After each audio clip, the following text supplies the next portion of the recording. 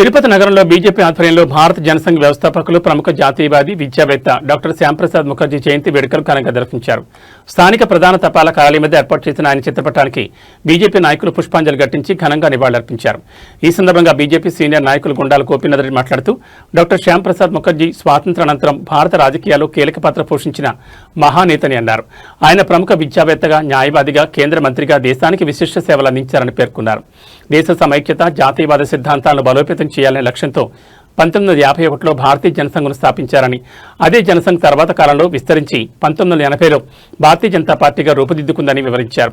ఈ కార్యక్రమంలో BJP senior నాయకులు గుండాల గోపీనాథ్, బీజేపీ నార్త్ మండల అధ్యక్షుడు లోక ప్రభాకర్ నాయుడు, సెంట్రల్ మండల ఉపాధ్యక్షుడు తొండమనాటి సుబ్రహ్మణ్యం, మహిళా మోర్చా నాయకురాలు విగ్రహాల కళ్యాణి, 83వ బూత్ అధ్యక్షుడు విజయభాస్కర్ రెడ్డి, 85వ బూత్ అధ్యక్షుడు రమణప్ప, యువ మోర్చా నాయకుడు DMK Ganesh royal, BJP senior నాయకులు రామ్ కుమార్, కృష్ణమూర్తిరెడ్డి, ప్రసాద్ తదితరులు పాల్గొన్నారు. తిరుపతిలో ఘనంగా డాక్టర్ శ్యాంప్రసాద్ ముఖర్జీ జయంతి వేడుకలు జరిగాయి. జై శ్రీరామ్.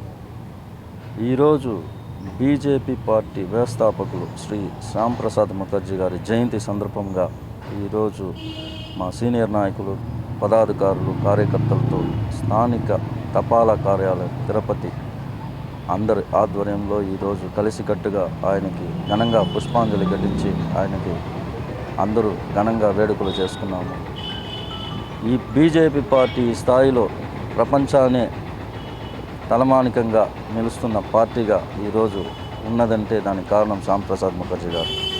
అతను ఎంతో కృషితో, అతను గొప్ప సంకల్పంతో ఈ పార్టీకి ఎంతో కృషి చేసి అతను బలిదానం చేసి ఈ స్థాయిలో ఉన్నదంటే ఆయన అడుగుబాటలో నడిచి ఆయన ఆశయాలను మేము నెరవేరుస్తామని కూడా ఈ సందర్భంగా మేము వాగ్దానం చేస్తున్నాం.